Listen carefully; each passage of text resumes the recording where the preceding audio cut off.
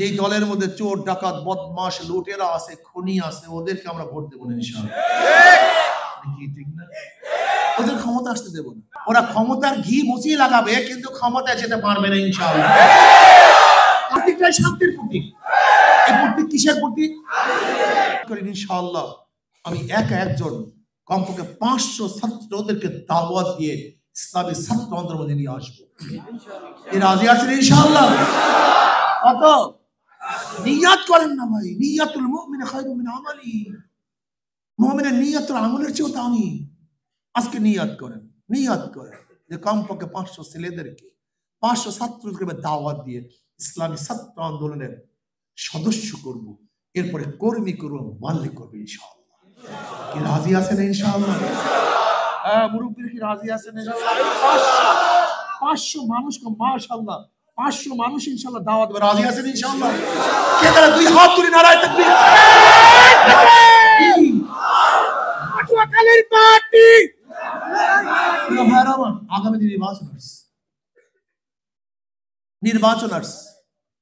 যেই দলের মধ্যে চোর ডাকাত বদমাশ লুটেরা আছে খুনি আছে ওদেরকে আমরা ভোট দেবো না ইনশাআল্লাহ। ঠিক না? ওদের ক্ষমতা আসতে দেব না। মোচের মধ্যে যতই ঘি মাখ রাখে না, ওদের মোচের মধ্যে ঘি থাকবে, মুখের মধ্যে ঢুকবে না ইনশাআল্লাহ। ওদের ঘি আমার মোচে থাকবে, ঘি আর জিভে লাগাতে দেব না ইনশাআল্লাহ। যদি তোমরা সবাই সচেতন থাকো, ওরা ক্ষমতার ঘি মুছিয়ে লাগাবে কিন্তু ক্ষমতায় যেতে পারবে না ইনশাআল্লাহ। কাজ করতে হবে, সাধনা করতে হবে, চেষ্টা করতে হবে। হাত পাখা জিন্দাবাদ। হাত পাখা এমন এক প্রতীক, তুমি কি দেখো নাই, গবেষণা করো নাই? যারা ধানের শীষ নিয়ে নির্বাচন করে, ওই নির্বাচন যারা করে তারা ধান কাটতে পারে না।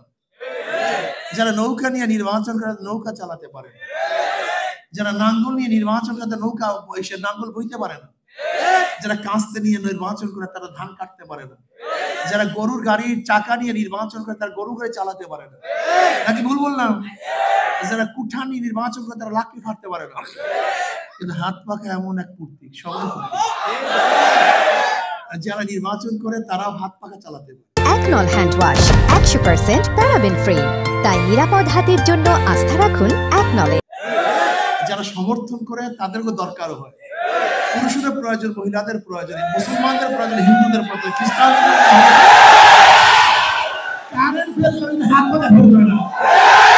প্রতীকটাই শান্তির প্রতীক। এই প্রতীক কিসের প্রতীক? এবং হক বাতিলের মধ্যে পার্থক্য করার প্রতীক। ইমাম বুখারীর মধ্যে কিতাব লিখছেন কখন জানো? ইবনে হাজার আসকালানী রাহমাতুল্লাহ আলাইহি বলেন, ইমাম বুখারী রাহমাতুল্লাহ স্বপ্নে দেখতেছেন নবী আলাইহিস সালাতু ওয়াস অবস্থা আছেন, তার উপরে মশা এবং মাছি আক্রমণ করতেছে। বুখারী রাহমাতুল্লাহ হাতের মধ্যে ছিল হাত পাখা, সেই হাত পাখা দিয়ে বাতাস করে তিনি মাছি মশার উপদ্রব থেকে তাকে হেফাজত করতেছেন।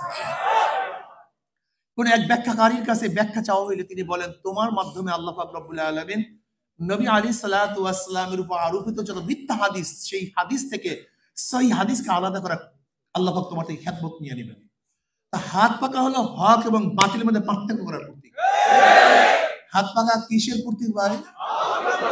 হক বাতিলের পার্থক্য করার প্রতীক হলো হাত পাকা। কাজে হাত পাকা যদি বিজয় হয়, হক বিজয় হবে। হাত পাকা বিজয় হয়, দেশ বিজয় হবে। হাত পাকা বিজয় হয়, জনগণ বিজয় হবে। হাত পাকা বিজয় হলে ইসলাম বিজয় হবে ইনশাআল্লাহ।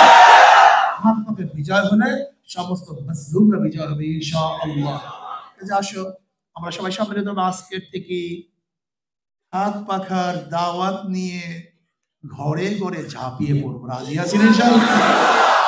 আগামী বাংলাদেশ ইসলামী আন্দোলন বাংলাদেশ, আগামী বাংলাদেশ হাত পাখার বাংলাদেশ।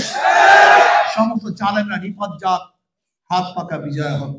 আল্লাহ পাক আমাদের সবাইকে কবুল করে নেন।